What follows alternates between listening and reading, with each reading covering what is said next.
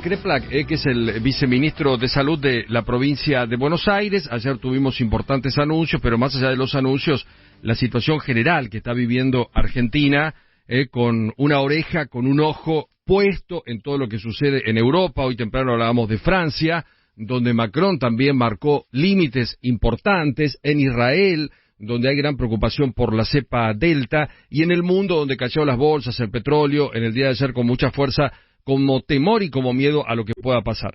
Un gusto saludarte, Nicolás, buen día, ¿cómo estás? ¿Qué tal? Buen día, ¿cómo andás? Bien, nosotros muy bien. Bueno, antes de meternos en el aforo extendido y en las medidas, te pido un breve panorama, cómo está viviendo la provincia la pandemia, porque tenemos momentos donde tenemos que ajustarnos o desajustarnos el cinturón y evaluar un poquito el cuadro general. Sí, estamos en la 8ª semana de descenso desde el pico. El pico, no hay que perder la dimensión de lo que significó esta segunda ola. Fue realmente impresionante. Recién hace 10 días aproximadamente pasamos, ya estamos hablando de 8 semanas, son 2 meses de descenso continuo, y hace más o menos 10 días pasamos lo que fue el pico del 2020. Estamos un poquito por debajo de lo que fue el pico del rebrote de enero. Es decir, todavía son bastantes casos, pero están reduciéndose las internaciones también fuertemente. Ya tenemos algunos cuantos hospitales sin pacientes internados por COVID, lo cual habla de otro panorama, porque bajan las internaciones con también un descenso de la letalidad. Todo esto es el efecto de la campaña de vacunación. Entonces estamos pasando, muchos distritos están lentamente y con cuidado, y eso también es importante. Nunca hay que acelerarse con la apertura. Estamos abriendo ciertas actividades en muchos distritos que van bajando la cantidad de casos y cambian de fase. Por ejemplo, ayer el gobernador anunció que el territorio de Gran Buenos Aires pasa a lo que nosotros llamamos fase 4, que tiene algunas posibilidades más de lo que teníamos en la fase 3, por ejemplo, respecto del el tipo de reuniones que se pueden hacer o el tipo de aforos que se pueden... Claro, hagamos un repaso de esto. Para que se entienda, el aforo extendido significa que los bares y los restaurantes podrán sumar clientes si esos clientes están vacunados.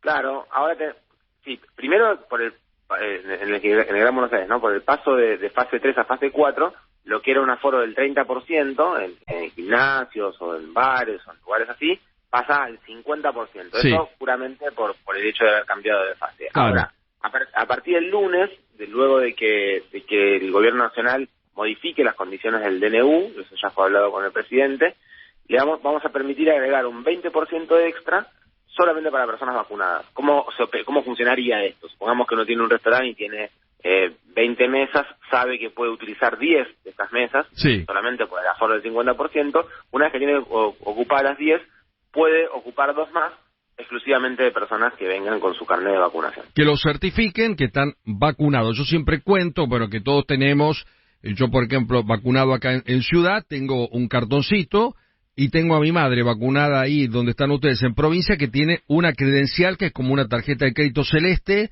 que acredita que le dieron las 2 vacunas. O sea, uno tiene que andar con el carnecito encima o demostrar que está vacunado para poder ingresar.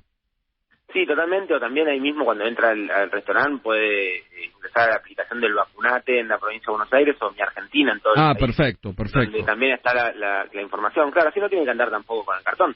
Si lo tiene, mejor, pero no, cualquiera de esas opciones son posibles, y mostrando eso se va a poder ingresar. Esto tiene un doble sentido. Por un lado, queremos que todo el mundo se vacune, estimular un poco la vacunación, pero por otro lado también sabemos que aquel que está vacunado es menos peligroso para los demás.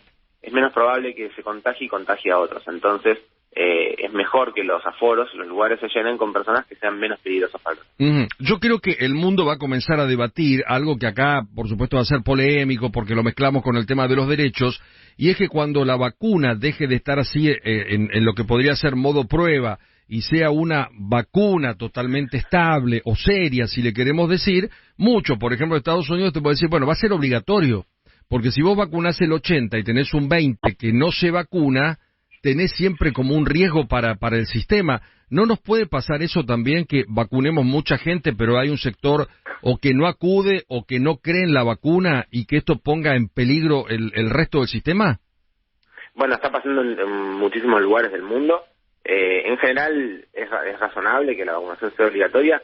Yo personalmente creo que por el nivel de investigación que se ha aplicado al COVID inédito en la historia de la humanidad, yo creo que ya están casi todas las vacunas que están siendo utilizadas hace más de 6 meses, ya están suficientemente estudiadas, porque hay enormes cantidades de publicaciones sobre la eficacia y sobre la seguridad, sobre todo. Así que yo creo que ya estamos en una etapa donde esto es válido. ¿Y vos harías la vacunación obligatoria, Nicolás? ¿Para vos tendría que ser obligatoria? No podría decir si tiene que ser obligatorio o no, quizás para eso tendríamos que evaluar un poco más. Nosotros en la provincia tenemos más del 95% de los mayores de 60 años que se han vacunado. De los que viven en la provincia de Buenos Aires por padrón o por proyecciones censales, más del 95% ya están vacunados. Con lo cual Argentina no tiene el problema ese que tienen otros países del mundo de una población significativa antivacunas. Pero bueno, hay que llevarlo esto más en el tiempo. Los jóvenes, que es en algunos lugares del país incluso también, pero en el mundo que muestran más reticencia para vacunarse, en la provincia se inscribieron más del 62%. Están inscritos y se están vacunando rápidamente. Igual eso que significa, claro, nos falta el 38% restante, claro. Lo vamos a buscar, Sí. lo vamos a buscar. Ahora, ministro, buen día. Soy Mariana Contartesi.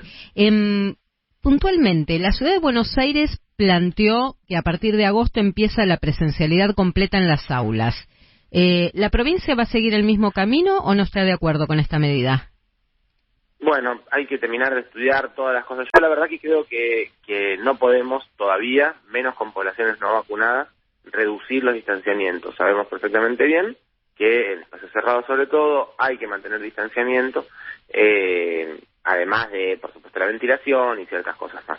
Así que es muy bueno que podamos tener, y muy probablemente logremos tener en la provincia presencialidad en todos lados. Todavía tenemos algunas localidades del interior que se encuentran en lo que nosotros llamamos fase 2, que no tienen presencialidad escolar, pero seguramente para luego el receso invernal tengamos ya actividades escolares en todos lados. Ahora, reducir la distancia entre niño y niño y tener uno al lado del otro en los pupitres, no estoy seguro que sea adecuado. Me parece que incluso es peligroso. Más con la perspectiva nuevamente de la posibilidad de vacunación muy cerquita.